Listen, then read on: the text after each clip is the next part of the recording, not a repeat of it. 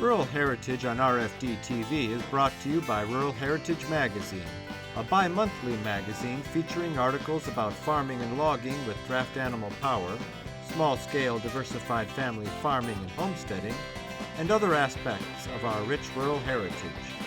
Rural Heritage Magazine, borrowing from yesterday to do the work of today. For subscription information, please call 319-362-3027 or order online at www.ruralheritage.com. So today, we got a couple pieces laid out here. We're going to make us a nice little wall sconce to put a candle in and put on the wall. This obviously will be the back side, what you'll pin to the wall, and this square piece is what the candle cup is going to be made from. And what I want to do first, and I'm just going to use this as my straight edge, I want to find the center of this because we're going to want to pop us a hole in that. So we'll get this lined up and we'll just make us an easy pencil mark.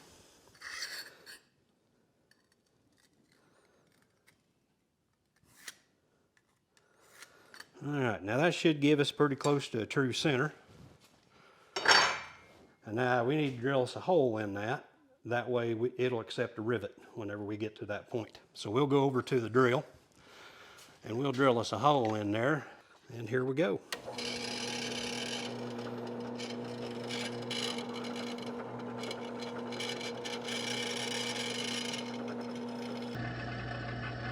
Alright, so now we got that done.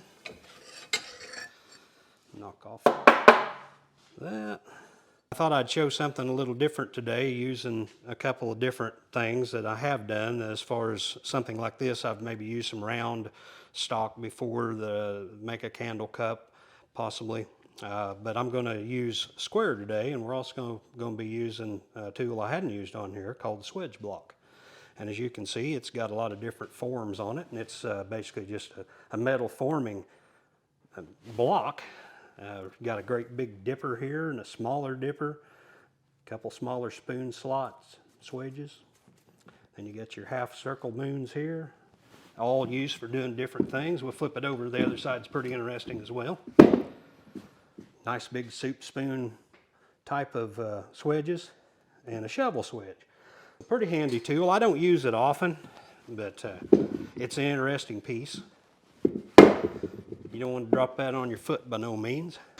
I'm going to get me a different hammer than what I normally use. I'm going to find me one with a real round. You can't have too many hammers because you always need one for some kind of reason. And this is the reason for this hammer here. It's got a pretty nice rounded peen on the end of it compared to this, how flat it is.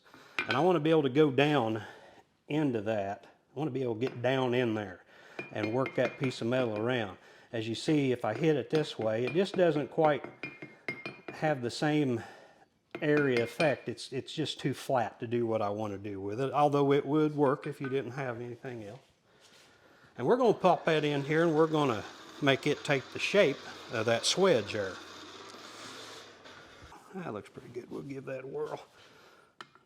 Find us a little bit of center here. We're just going to make that go down in there. And I'm not worried about them marks that I'm leaving because I like them. That's why I use this.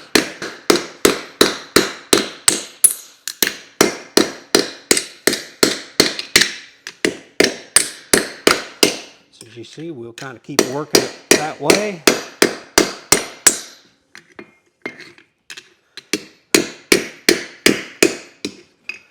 Alright, now we're getting somewhere.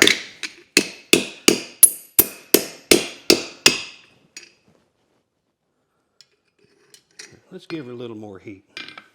Now we're starting to get that cup we was talking about.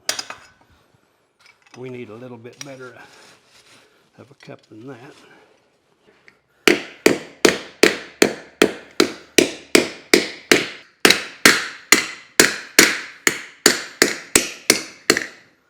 Alright. We'll kind of give that a little look over here. Alright. Now we're going to do something about them edges.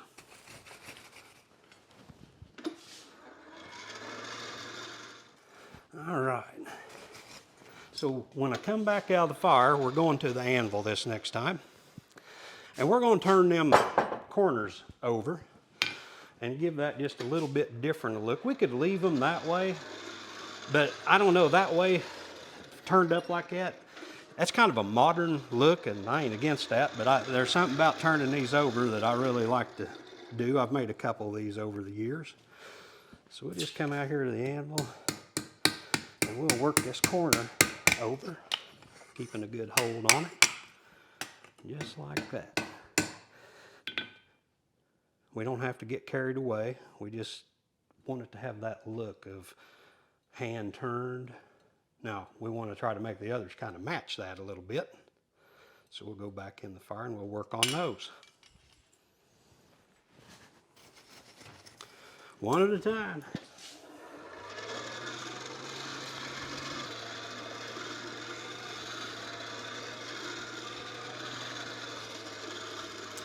And as we pan into that fire there, we're not at a great big, and here we go.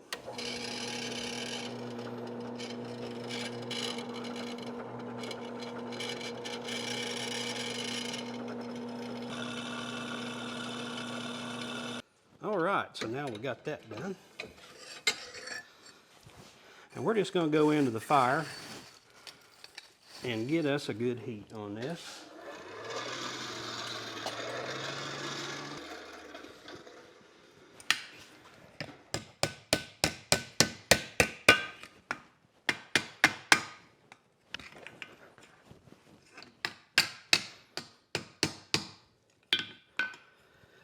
All right.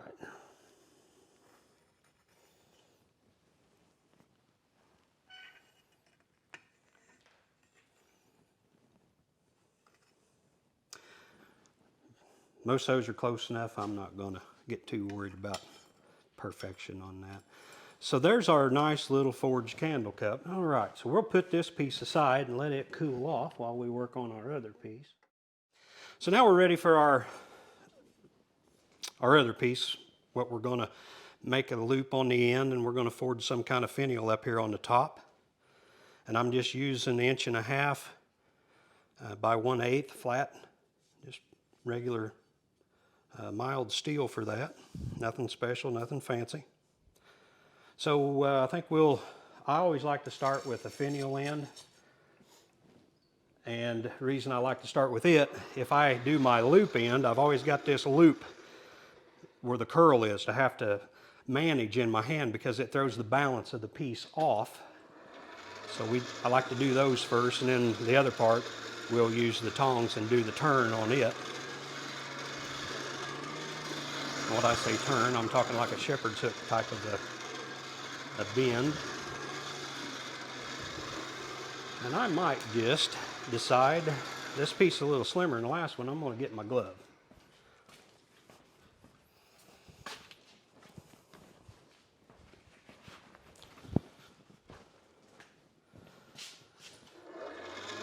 First, I'm going to take these corners off and make this round on the front.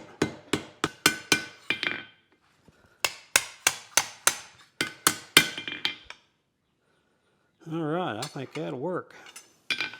So we got that all rounded up. We'll have to heat her up one more time. Then we'll go to the vise. And we'll put her in between them jaws of that fuller and give her a couple kisses.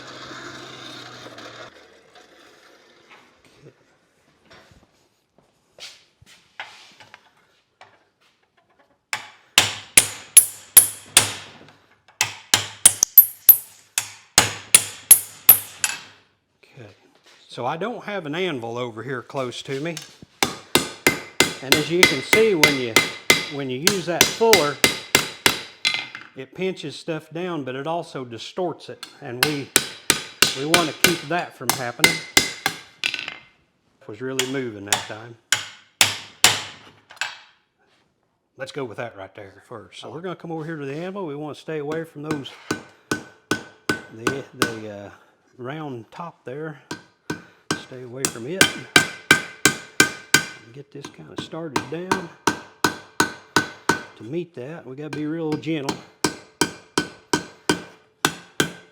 Making our hammer just hit right where we want it. As you notice, I'm keeping the button of this on that side of that anvil. I don't want to get up here and then hit here, and then everything's going to get taken like this. So I'm staying out here this way. Come back out here to the anvil now. So I had a little high spot, and I want it to disappear. Something like that right there. Okay, so I think we want to give just a little bit more even taper to this. And we're going to get to that by doing this.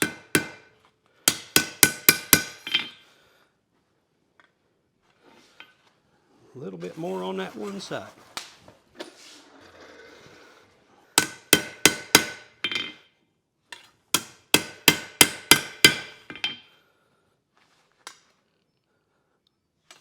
One spot right there.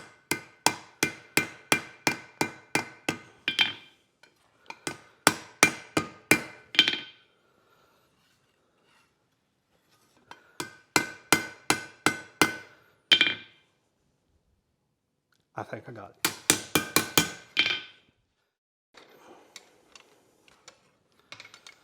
Let's see. My memory serves me right. Thomas Jefferson's was Monticello. Yep. The lady corrected me a couple days ago, says it's Monticello. Monticello. He called it Monticello because he was a musician.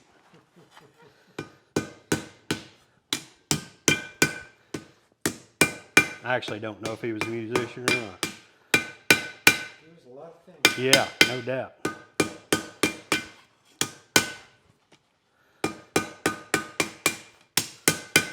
No doubt.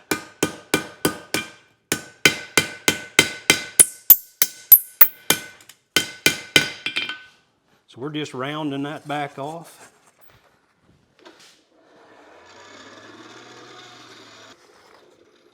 So we're still rounding this off.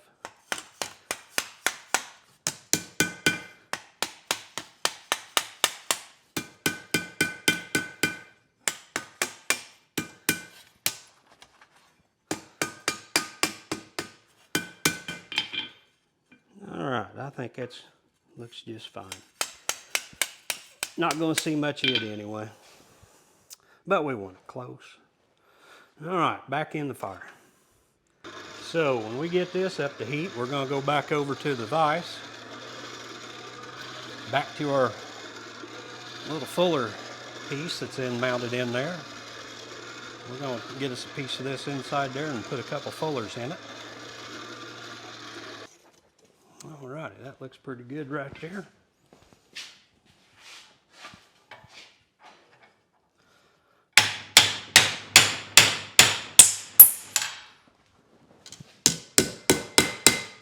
Coming right back.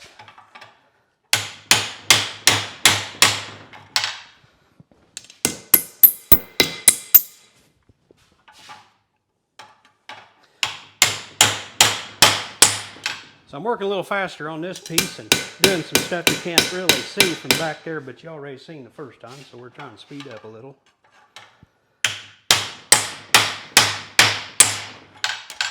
All right, let's go with that. So we've got our fullers made again, and we've got our button end on there. Back to the fire. All right, now we're going to do just like we did on the other.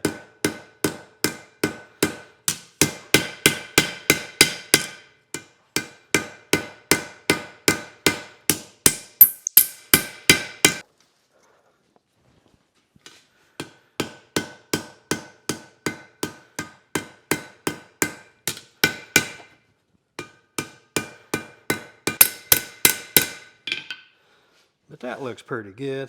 Fair on each side. See what it looks overall. I like that. Okay. So, let's see if our candle cup down here is cool enough to hang on to yet. I believe it is. this kind of give us an idea of what we're going to have here. There we go. So this is going to go here, but actually when it's all said and done, it's going to be sitting here, which I think is going to be all right, because we're going to put a candle in that's not a pillar, but one of the, it's going to be about that tall. I think that's going to be fine after all. All right, so we are ready now. We'll let this piece cool off here a minute, because we're going to have to drill us a hole here the same size as that hole. That way when we bend it over, we want that already done. Okay, so we've kind of cooled this off a little bit and give it some time to normalize, and we're ready now to do a couple holes. So I'm going to go here and find me a center punch.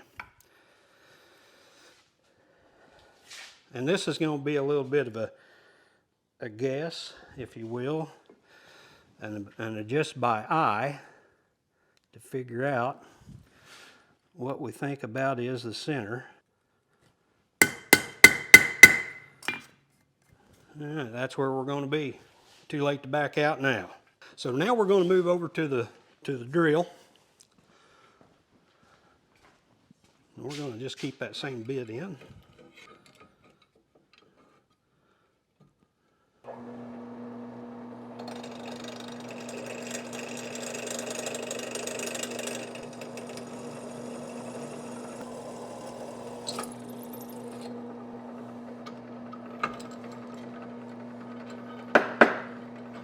There's one hole.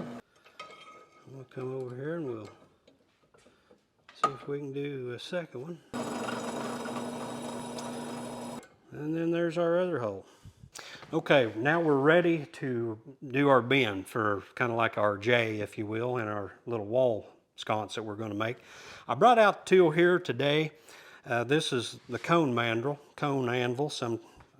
is the name of it. It was used for making hubs for wagon wheels and the such. Now I use it for turning rings and anything I want to loop in. Okay, I'm trying to hold that away, as you notice. I'm trying to stay out here a little bit. That way I don't have to spend so much time turning it up. But as you can see, if you compare this line runs up this way. Yep. So I got to straighten that out. And I can probably do that right here.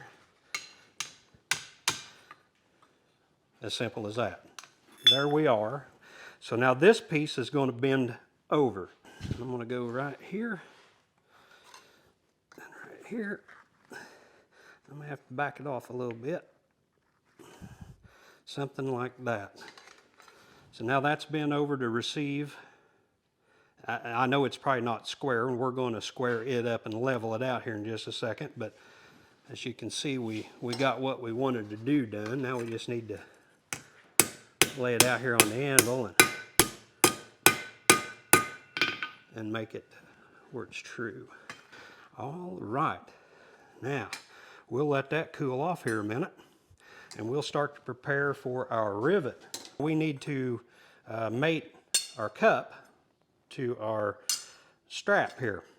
And to do that, and you use those pieces, I'm just going to use an old nail, and nails make a wonderful rivet. One end of them's already forged. All you got to do is do the other end.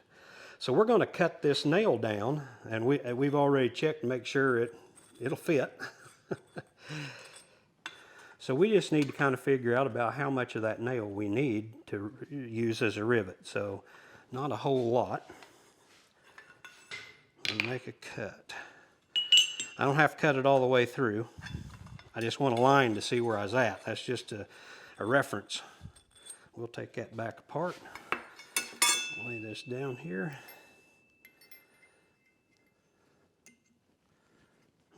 Put the head of that over the nail, over the edge of the anvil. And I don't want to chop all the way through it and chop into my anvil, so I'm going to just get it started and break it off. Oh, that's pretty good. That's just the way I like it, nice and close in there. So now, do we want our candle facing the cups or this way. That's our next decision. I like that. Let's see, what's this look like? Yeah, I think that's got more flair to it. So let's go with that style. Now, we're going to use the mandrel again for a way that probably most people don't use one, but it's going to be the backup, this tall area right there, as you can see. Get everything lined up. Then I'm going to use it to back up to make my rivet. We're going to come over here to the cone, and we're going to go right on the top of it, and we're hoping we can keep that thing lined up good and don't have anything move on us. And we're going to use it to back up our rivet.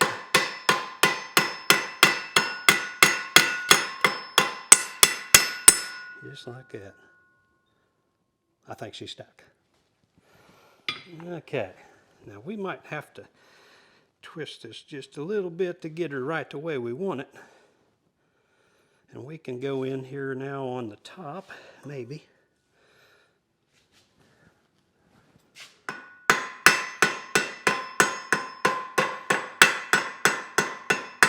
And I'm working around the edges. Now I just made that not look like a nail, you see. Right. Now it looks like it's really a handmade rivet. All right, great. So we can put that against the wall, stand a nice candle in that, and make a nice 18th century or before style candle sconce that'll last the rest of my lifetime and probably most of us all's. This is Bryan Dale Headley. Thanks for watching. This program is available for purchase. To order your copy, please call 319-362-3027 or visit www.ruralheritage.com. Rural Heritage is a bi-monthly magazine dedicated to draft animal farming and logging, as well as other aspects of our rich rural heritage. It is published by Mishka Press, which also offers a complete line of back-to-the-land books, DVDs, and calendars. Call or write for a catalog or subscription information, or visit our website at www.ruralheritage.com.